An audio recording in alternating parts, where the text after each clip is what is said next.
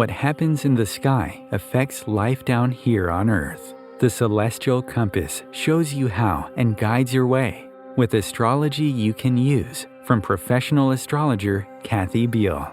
Every episode features her light-hearted, practical forecasts and navigational tips, blended with humor, optimism, and a love of patterns, symbolism, and pop culture references. Kathy translates technicalities into concepts that apply to real life. You'll learn how the current moment ties to where we've been, from the recent past to cycles that last happened years ago, and get a look at where we're heading. And much more, from special topics to special guests. The Celestial Compass, enlightening, entertaining, and empowering. Here's your host, Kathy Beal. Greetings, Earthlings. Welcome to Celestial Compass. I'm Kathy Beal of EmpowermentUnlimited.net. Before we get into the main topic of the show today, I just want to talk a little bit about what's happening astrologically in the month of November. The eclipses, the incredibly intense eclipses of October, are behind us as far as the calendar is concerned, but not energetically. We're going to continue to be playing out what they have meant for each of us in our lives, and they're playing out affecting our relationships, our values, our resources especially. And as the month of November goes on, we're going to have many moments where it feels like someone's pushing a lever or a knob, and it becomes time to implement something. One big one for that will be the Scorpio new moon on the 13th. But before then, pay attention to where there is a sense of expectant stillness in your life, because Saturn, which hasn't been getting a whole lot of attention lately, Saturn is sitting at one spot as if moored or slightly away from the dock. Saturn's the planet of adulting, structure, order, rules, limitations, the status quo, taking responsibility, accountability. Saturn is at the very first degree of the sign of Pisces, which is really antithetical to what Saturn represents. Pisces is the interconnectedness of all life. It's our connection to the divine, to each other, to how we escape. It's being in this huge hot tub or pool or ocean of life, and picking up what's going on with all kinds of other people. Pisces is utterly formless in everything, and Saturn is containing that everything in some way. So some things that might be interesting for you to think about are, what is now feeling like it's time to get moving on that was jostled in your life early in March, which was when Saturn moved into Pisces for the first time since the mid-90s. And secondly, you might think about what was going on in your life in 1994 having to do with taking responsibility, with commitment, with accountability for being a grown-up in some way. I know a lot of people who left relationships then where they were carrying too much of the burden and it wasn't healthy for them. You might see maybe a relationship with escapism or with drinking or drugs. Doesn't have to be that, but there could be things like that going on. But the big point is, this month, increasingly, we're going to have the sense of something's coming. It's not quite time to move on it, but something that will bring grounding and order and stability is now in a position to start to move forward. So maybe your little boat, if you want to use that metaphor, is starting to pull up anchor. And by the end of the month, it will be moving forward. And the third thing I want you to keep in mind is, as the month goes on, we will feel less and less like we're being thrown about by huge forces outside of our will, and more like there are incremental actions and things we can do and say and start to move on. And the mood is going to get increasingly, I know this is going to come as a shock, optimistic, hopeful, happy, fun, pleasure-seeking, maybe. And by Thanksgiving, we could actually be having much more of a good time than you might think is possible right now. So you can get all the details on this in my forecast for the month of November, which is at omtimes.com, and also at my site, empowermentunlimited.net, where I have forecasts for each new and full moon and also for every single week. So, now that that is aside, let's talk about what is actually going on in the bigger picture. So we're going to have our own kind of trying to put structure on the formlessness, and I am so honored that Ramananda John Welshons has returned. It's his third visit to my show. I generally invite him in November because of Thanksgiving, but this time and the time before, it's turned into almost like a spiritual triage with stuff that's been going on in the world. A little bit about him. John E. Welshons, Ramananda, is a highly respected contemporary spiritual teacher who lectures and leads meditation courses throughout North America and a lot online. More about that in a minute. He has been a practitioner of vipassana, mindfulness, meditation, and various forms of yoga for more than 50 years. In addition to his latest book, One Soul, One Love, One Heart, The Sacred Path to Healing All Relationships, he is also the author of Awakening from Grief, Finding the Way Back to Joy, and When Prayers Aren't Answered, two books that emerged from 45 years of experience helping people deal with dramatic life change and loss. So welcome, Ramananda. Thank you so much for being here. Thank you, Kathy. It's wonderful to be with you, as always. Well, it's always a pleasure to see where what's been going on in your thinking and your teaching. And I'm just going to throw it out. I have some things for us to talk about, but what have you been thinking about lately? Oh, my breath. Good. That's excellent. Thinking, it reminds me of, I don't mean to be flippant about it, but I will answer your question. But it reminds me of a meditation teacher I studied with many years ago who was from Korea. And his facility with English was a little bit limited. And he kept looking at all of us Americans, with this very strange look on his face. And we'd ask these esoteric questions. And finally, he just shook his head and looked at the whole group and said, "Too much thinking."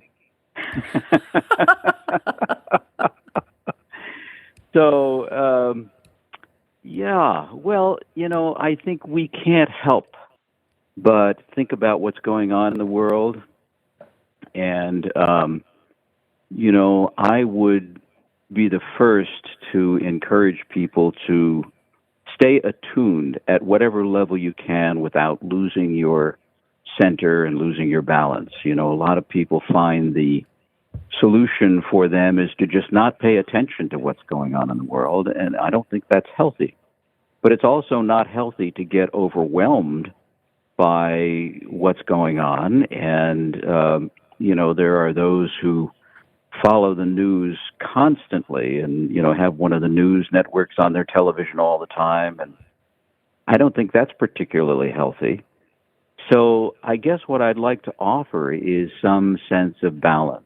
So with all the heaviness that's going on in our world right now, in our country, in our world, in our communities, I think it's really important to acknowledge that and then learn how to be at peace with it.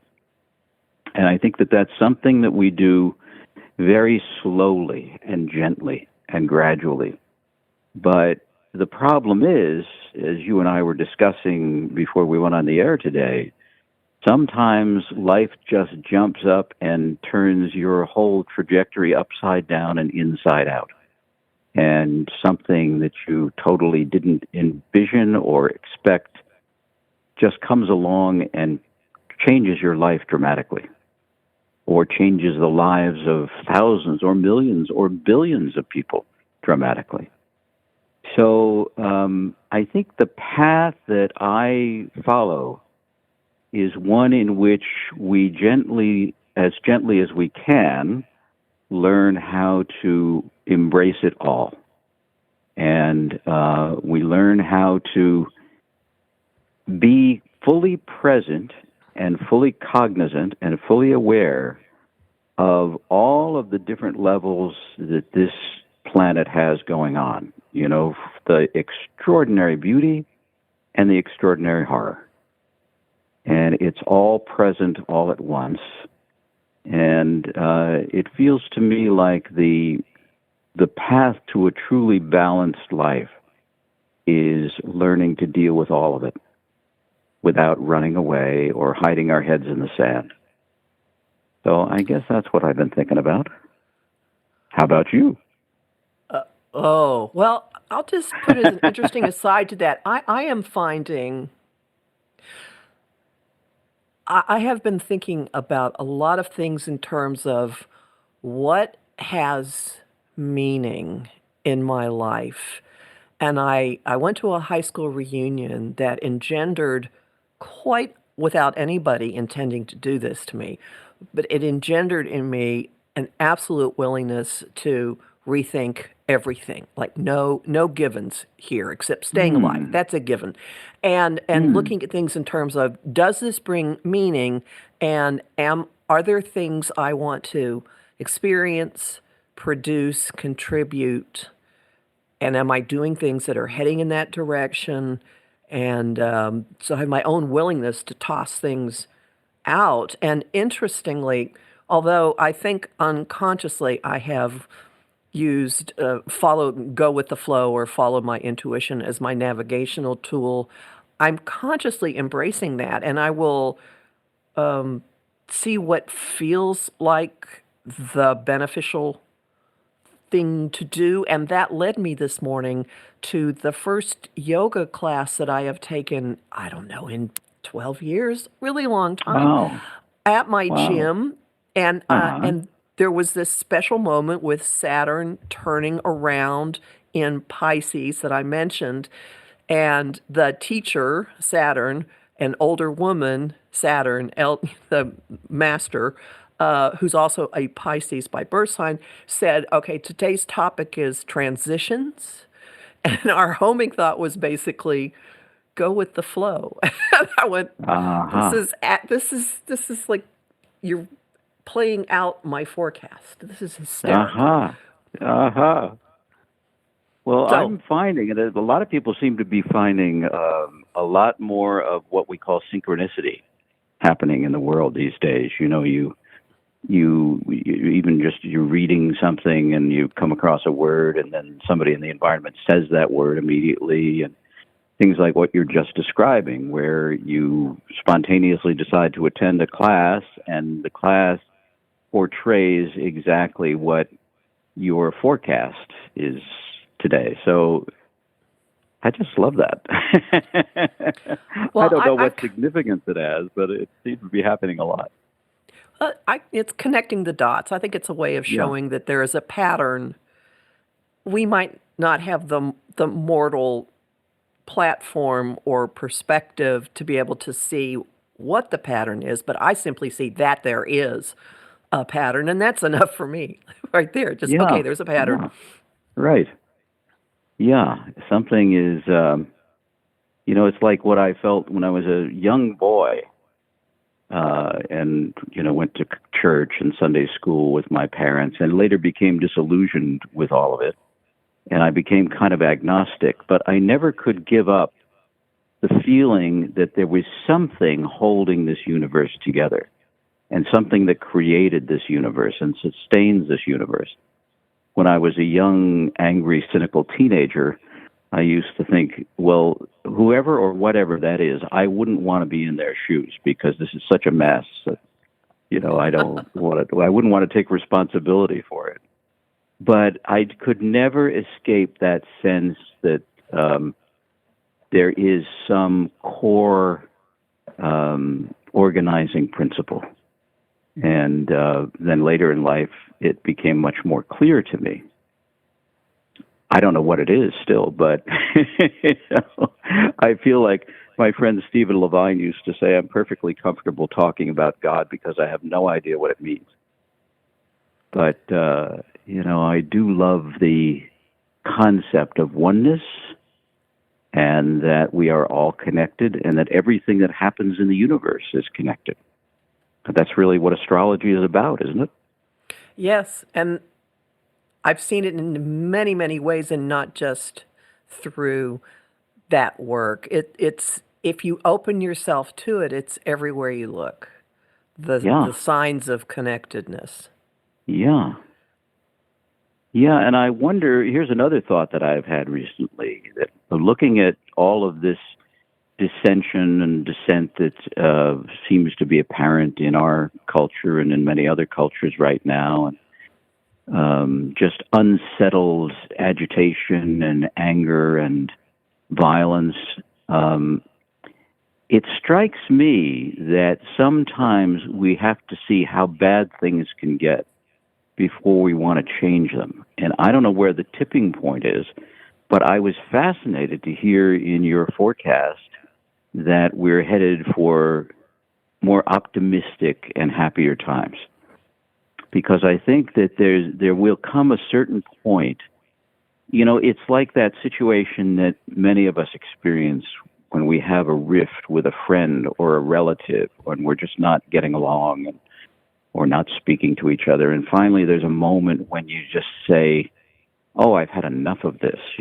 Love is more fun. And you just embrace and put it behind you. And my sense is that, my hopeful sense is that that's what we're building up to with all of this difficulty and agitation that's going on in the world, that we're coming to a point where we realize that we can't afford to be separate, and we can't afford to pretend that we're not all in this together. An experience I have that ties into this, one of the things people who know me well say, will have heard me say, I don't need 6 degrees of separation. It is really freaky how many people in the news. I know someone who is connected. I mean, I within 2, sometimes 3.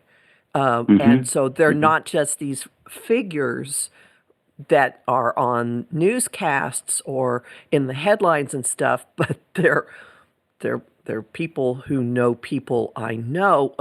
I'm not bragging about me. I'm saying it's a sign that this is not some separate drama going on. And the same with, if you think about it, I mean, how many people know someone who's in a country that over the past couple of years has been a war zone? You don't have to go very far to find people who have traveled to Ukraine or have relatives there or now have people in the Middle East, any of that. So there's this weird thing with humans that something isn't really true until it's your truth. And I think a lot of people are having things become their truth right now. Right.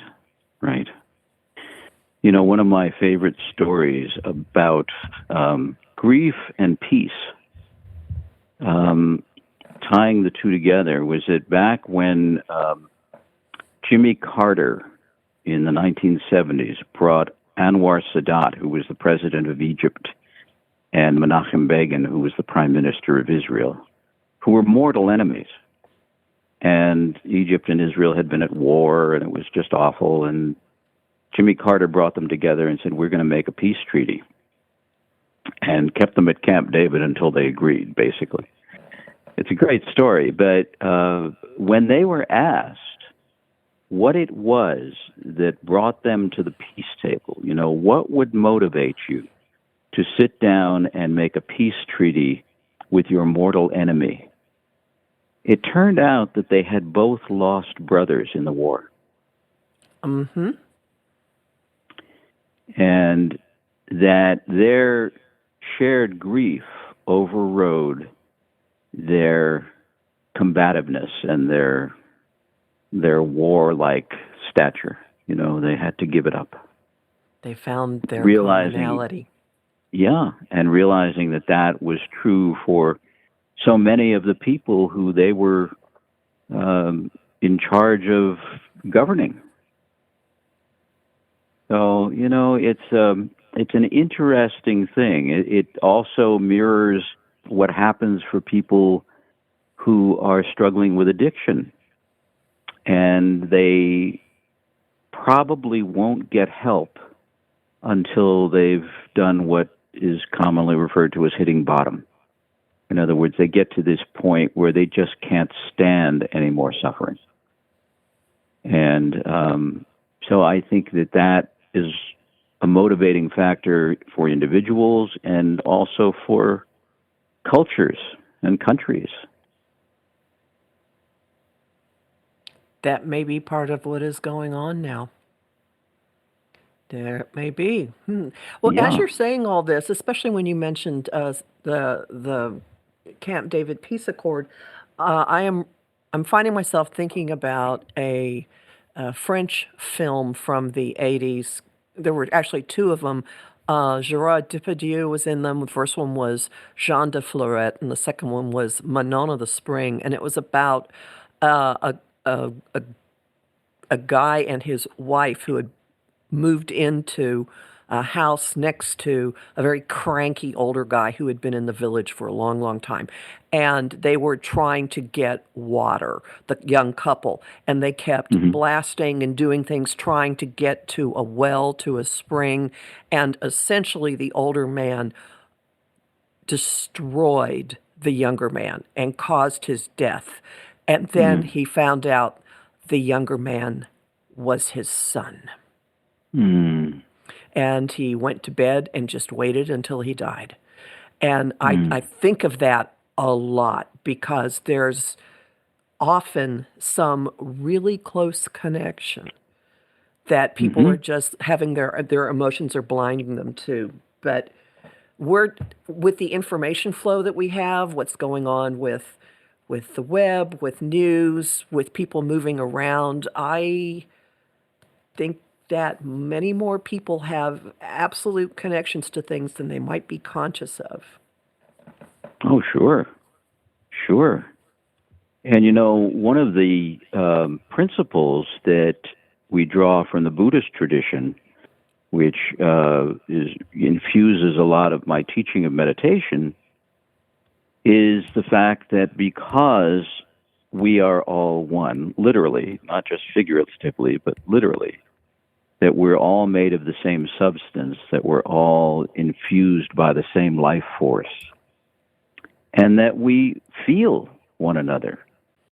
So whatever suffering is on the planet at this moment, we're all feeling. Whatever joy is on the planet at this moment, we're feeling. And where we get into trouble sometimes is where we try to shut one or the other off and not realize that life is kind of a package deal. You know, you go through life, you get both joy and suffering, and realize that they're cyclical and that they don't last. You know, the bad times don't last and the good times don't last. They just keep cycling and they keep coming around and arising, existing, changing, and passing away. Oh, there's a sequence. And that's, well, if you look at the meditation we do, vipassana, you're really watching that process in your breath. So every breath you take arises out of nothing. You know, there's a moment before the breath when nothing's happening. Then the breath arises, you draw it into your body, you hold it for a moment, it exists for a period of time, and then it changes and passes away. So it flows out of your body, flows into your body, nourishes you, and then flows out of your body, cleansing you. And then the whole process starts again. And you look at that and you say, well, that's the most fundamental experience that human beings have. And then you realize that that experience is infusing everything in the world of form. Everything, even, which is interesting. Like, I remember the first time I was given the instruction that nothing is permanent in our experience of life. So it starts with the breath. You see the in-breath and the out-breath. Okay, it keeps changing, coming and going. And then you look at other sensations in the body. You realize that none of them last. There's really pleasant sensations you can have as a human being, and there's really awful sensations you can have as a human being. But ultimately, one way or another, they pass. And then you look at thought, and you realize that your thoughts are constantly changing. There's no thought that we've ever had that has stayed with us constantly. And sounds in the environment, are constantly changing. So it's a very interesting insight to realize that, and realize that, and you can apply it to civilizations. Civilizations arise, exist, change, and pass away. We all talked throughout our lives about the Roman Empire, and the other empires that have arisen and passed away. And, many of us would hope not to be in that same category, but there's no guarantee that we wouldn't be, unless we're vigilant and, do something to prevent that from happening. So, go ahead. I was just going to say, and at this moment, we're going to take our one break for the show. So hang tight, everybody. Come back, and we'll be back in just a couple of minutes, and we'll continue this conversation.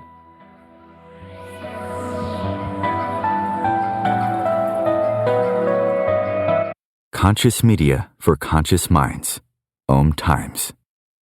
Host your show on IOM FM, the radio network of Om Times Media, one of the more recognized brand names in the conscious community, and is backed by the extensive marketing reach of Om Times. Hosting a show on IOM FM immediately connects you with our extensive dedicated community.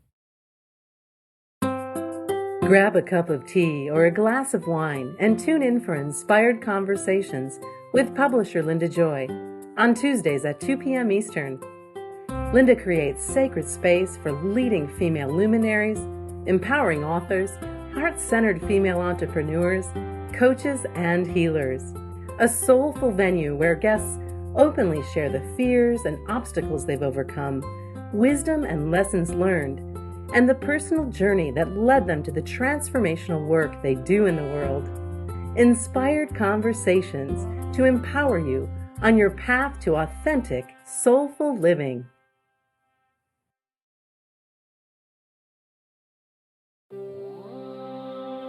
Want help with your own celestial compass? Visit my site, empowermentunlimited.net, for Astro Insight forecasts for each week, month, and new and full moon. Want to explore the personal impact? Make a decision? Understand another person? It is possible. Click the Services tab to book a personal session with me. That address again, empowermentunlimited.net. Ascending Hearts is no ordinary dating site, but a spiritual dating site with a purpose, to link you with your soulmate. We engineer the serendipity so you can trust that you will attune with someone that has the same matching vibration as you. Ascending Hearts, the conscious dating site for the spiritually aware. Try Ascending Hearts for free, ascendinghearts.com. You came across someone struggling with hunger. How would you recognize them? Would you notice an 8-year-old girl who's not excited for summer break because she may not be having lunch again until September? Or a war veteran who's having a hard time landing a job and getting back on his feet? I am the 1 in 8 Americans who struggle with hunger. I am hunger in America. Hunger can be hard to recognize. Learn why at IamHungerInAmerica.org, brought to you by Feeding America and the Ad Council. Welcome back to Celestial Compass. We're talking today with Ramananda John E. Welshons about all kinds of things, and it occurs to me that 2 points can be taken from the first half of our conversation to fit my big question, which is, how do you find inner peace in a chaotic world, which is something you have been talking about in other forums lately. And it seems to me the first thing you said at the beginning of our conversation was to not completely cut out the news, but be very balanced about your intake of it. And then the second thing was at the very end of the first half about looking at the cyclical nature of how things play out, and all of nature and the breath and life and just everything. So something might be difficult now, but it will turn to something that isn't difficult later. Those are my... Yeah. So I'm sure that there's more ways of looking at how a person finds inner peace, especially these days. Well, the way I look at it, Kathy, is that, and I think this is supported by much of the Eastern mystical traditions, and that is that, like right now, I'm doing a series of meditation classes, and the underlying theme is happiness is our birthright, or joy is our birthright. And what that means is that before we're born, if we're having a healthy, happy pregnancy and, coming along nicely in our mother's womb, it's generally probably pretty peaceful. And before we are assaulted with ideas and opinions and expectations and people telling us who we are and what we're supposed to do and so on and so forth, if you can imagine that moment before all that started, where you were just pure awareness, what that was like is still inside us. It doesn't go anywhere. And so what happens is, as we develop these minds and these personalities and ways of coping with our experience of being human, it all gets very confusing. Because, I was once fascinated by seeing a video of the Dalai Lama in a conference with Western psychotherapists. I believe it was at Harvard. And it was one of the first ones of these that he held, because he's always been fascinated by other cultures and other philosophies and science. And he really wanted to know what Western psychology was coming to understand about the human mind and human happiness. And during the course of the program, one of the Western psychologists mentions the term low self-esteem. And the Dalai Lama looks puzzled. And he holds up his hand and he says, "Wait a minute, could you repeat that?" And this man says, "Low self-esteem." Now, we all know low self-esteem. It's like an epidemic in our culture. Everybody's familiar with it. But to the Dalai Lama, he couldn't figure out what they were saying. So he turned to his translator and he said, "Can you translate that into Tibetan so I can understand it?" And the translator thought for a moment. He looked at him. He said, "No, Your Holiness, we don't have that concept." Oh. And then they tried to explain to him what was meant by the concept of low self-esteem. And the Dalai Lama looked so astonished, and then finally got this look of great compassion on his face, like, oh my goodness, can Westerners ever come up with some extraordinary ways to suffer? How could you possibly have low self-esteem? And when I thought about that, I thought, wow, I'm thinking, like, how could you possibly not have low self-esteem? Is it possible that in his culture it doesn't exist? And I would guess that it is in such a reduced form, if it exists at all, because what happens is, in cultures like his, when a baby is born, the community gathers to celebrate the incarnation of light, the incarnation of the divine. Like, thank you for coming to Earth. We're so glad you're here. You blessed us just by being born. In our culture, everybody's looking at you with expectation, like it's maybe she'll be the first woman president of the United States, or maybe he'll be a great doctor or a great actor, or, whatever. You're going to be a great something and set the world, on its ear.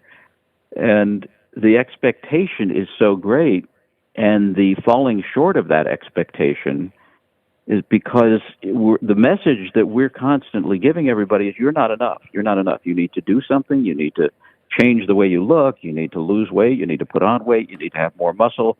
You need to wear these clothes. You need to spell this way. You need to buy this in order to be acceptable in this culture.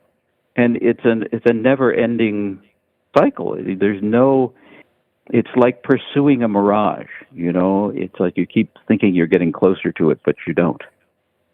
And if you could just stop and say, maybe I am enough, maybe I don't need to prove myself to the world, then you can go toward the things that you were talking about earlier, like what am I doing with my life?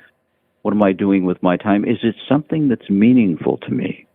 It doesn't matter if it's meaningful to anybody else. Is it meaningful to you? Is it giving you peace and joy and happiness? And, one of my teachers, Emmanuel, said to me once many years ago, well, I was a confused 20-something, and I said, well, I don't know what to do in life. He said, do what thrills you.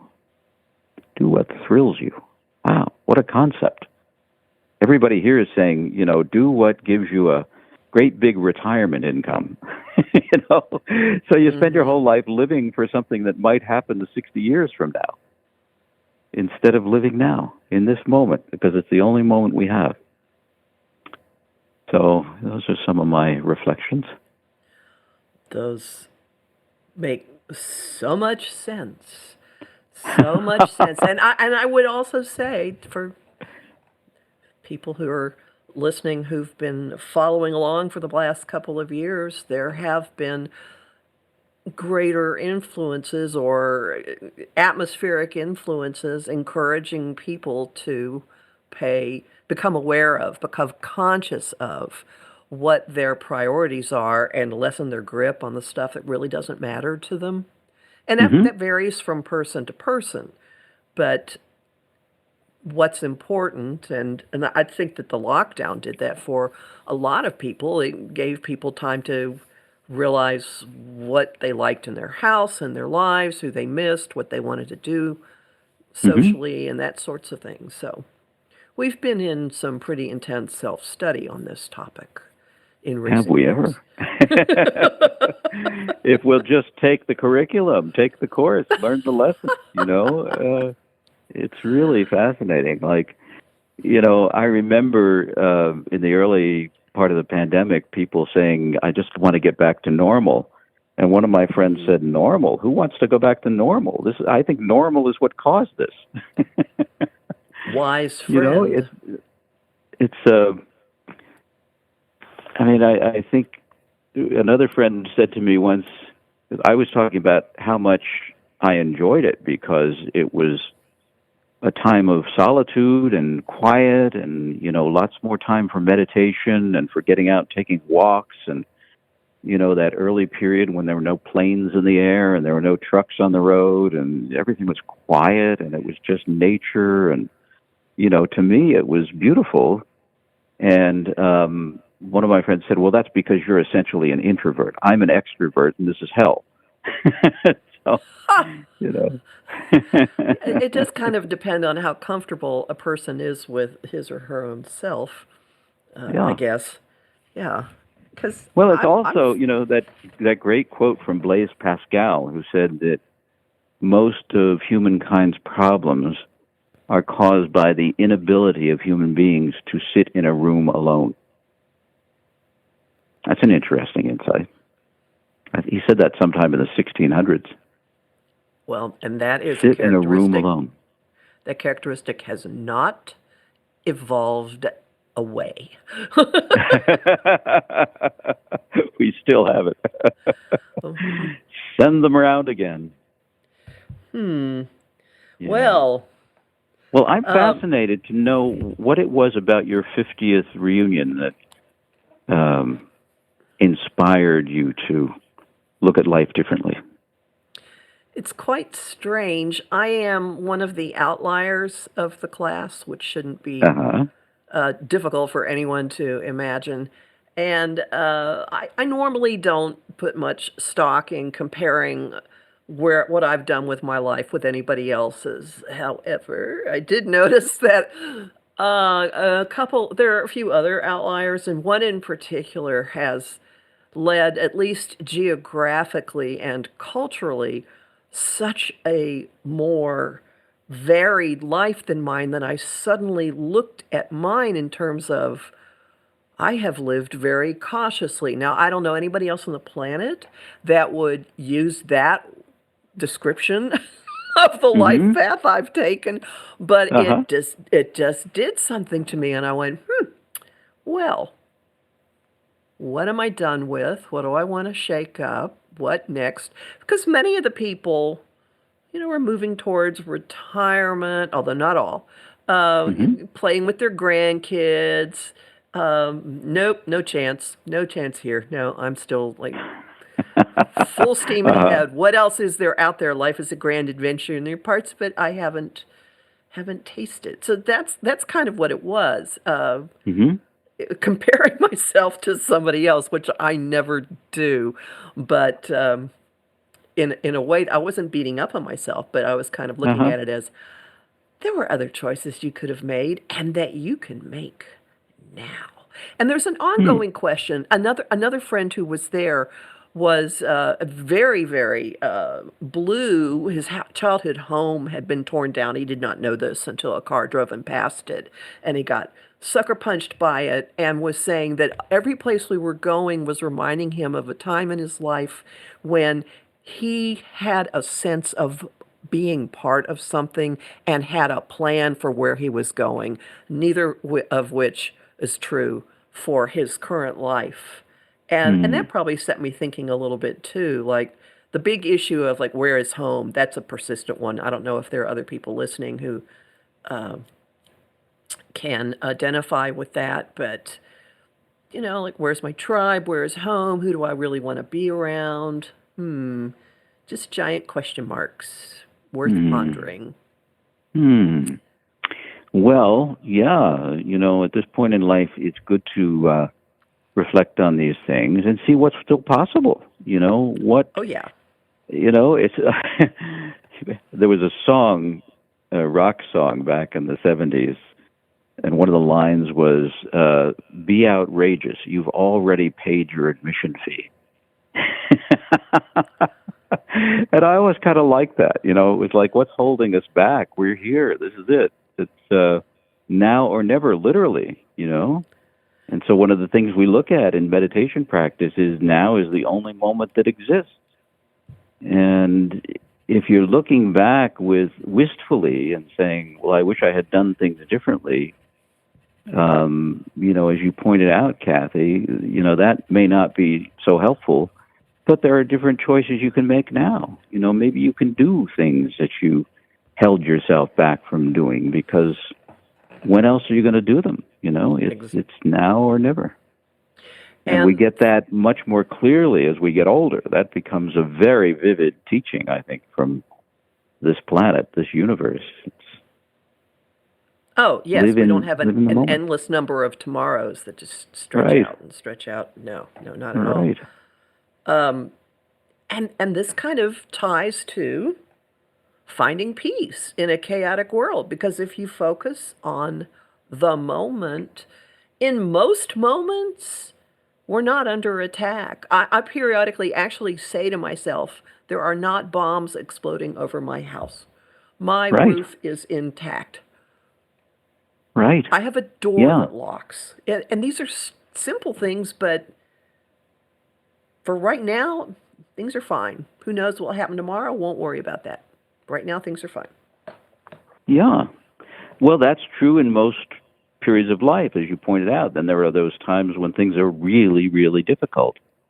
But cultivating inner peace is starting with, if you have the luxury of it, taking the times when life is peaceful and you're safe and you have a full stomach, and you begin to realize, because one of the things that makes the news so unpalatable is it's reminding us how vulnerable we all are, and we know at some level of our being that could be happening to me. So I don't even want to think about that. Now, I'm suggesting that maybe it's useful to think about that, and that in thinking about it, it helps us to connect with our fellow human beings, so that we say, yeah, that could be happening to me right now, and it isn't. So maybe I could turn my fear into gratitude. And maybe that gratitude can help me to touch compassion, and I can feel more deeply what people are going through when they're living in the horrendous conditions which are so much in the news now. I was in Ukraine in 1991, and I've been having this double-edged experience watching the news footage for the last year, because I realized at first how much had been done to build and modernize in Ukraine since the time when I was there, and how anxious those people were for independence from the Soviet Union. And they got that. When they got it, obviously they've done a lot with it. And to see what's happening now is just heart-wrenching.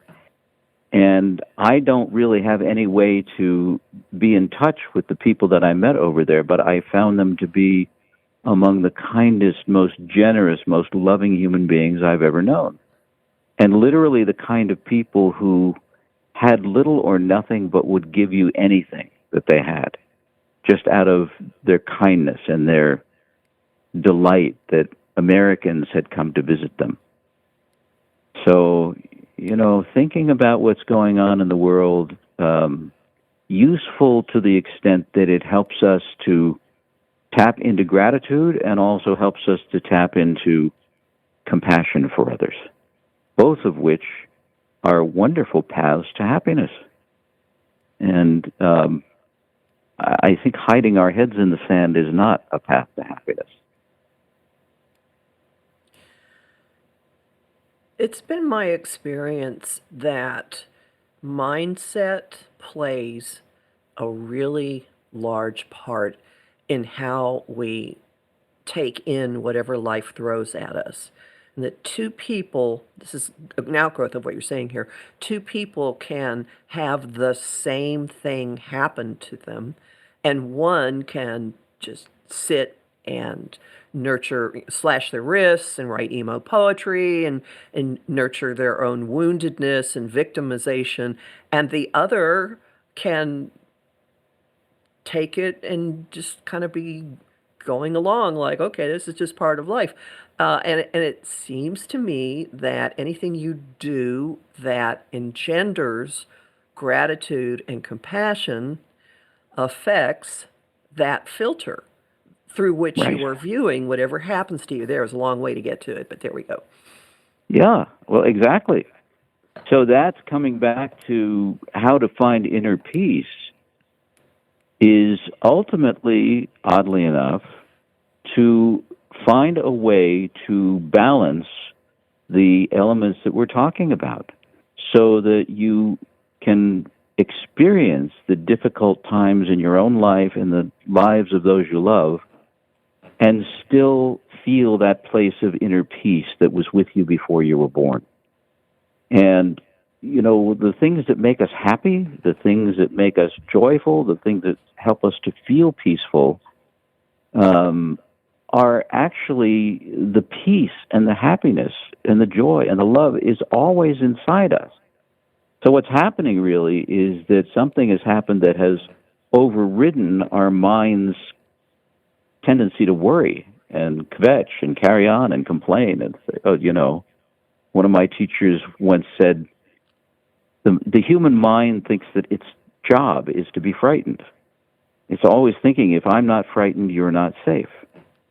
And I like to suggest, rather than being frightened, to learn how to be cautious and prudent, but not necessarily frightened, so that you're at peace with the uncertainty that's inherent in this realm, and you just recognize, you see, the part of the problem is that we look at the uncertainty, we say, well, it shouldn't be that way. You know, God or whatever it is should have designed this universe better so we don't have uncertainty and we don't have, bad storms and earthquakes and things like that. But we do. So, and my teacher in India used to say, it's all perfect. And the response to that was often, what? It's all perfect? But here he was, someone we perceive as an enlightened being saying, it's all perfect. It's all perfect. What does that mean? He seemed quite at peace, and happy. But he also experienced suffering.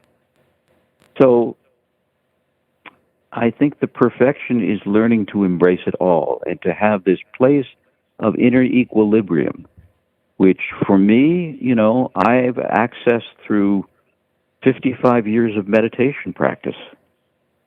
Other people find it in other ways, but the certainty and the realization that place of equanimity is always within us. So the issue isn't, if only the world would change, I would feel safe and happy. It is rather, how do I deal with the world the way it is and feel safe and happy? And then safety becomes a different thing, because you know that it's only relative. We are vulnerable, we're human. The death rate has been and continues to be 100%. And, so safety is an illusion, really. We can, as I said, you use wise, prudent caution to the extent that it isn't inhibiting your enjoyment of life, but what feels right to you, to protect yourself and your loved ones. But understanding that we're all fighting a losing battle, like I love to meditate and eat good food and get exercise, and at the age of 73, try to keep as healthy as possible. But, I'm 73, much older than I ever thought I would be. Yeah, there are some physical non-negotiables here. Yeah. Oh, thank you so much. I am so grateful that you spend this much time with us every year, and just for the insight that you have. Can you tell people about your classes, where they could find you, and also like your website and that sort of thing? Sure, I'd love to do that. The website is simply JohnWelshons.com. It's JohnWelshons.com. And there's a list of all my classes there under schedule of events, and the books that I've written and how you can find those. There's a newsletter that I send out pretty much every week, and they can get my email address, which is JohnWelshons@earthlink.net, and write to me and ask to be put on the mailing list, and they'll get my newsletters. And that's about it. I do a regular, almost every Wednesday night class online, and we have a wonderful group that participates, and would love to have any of your listeners join us. And so thank you so much. Oh, you're so welcome. But it is a group meditation, but everybody is online doing it. Yeah, and it's also, discussion and, what we call Dharma talk and questions and answers, but about 60 to 70% of the class is meditation together. guided meditation. Yeah. And I've been on one of these Zoom, or maybe more than one of the Zoom presentations, and I've also worked in person, and this is truly grounding meditation. Even if you think you cannot do it, I really encourage you to work with Ramananda here. So thank you so very much. Oh, always a pleasure. Thank you so much. Well, me and too. I hope that you do have jolly holidays. I think they're coming. Okay. Well, we'll see. All right. But I'm happy for your optimism. I like that. Thank you. All right. Hang in there, everybody. All right. Bye, everyone. Bye.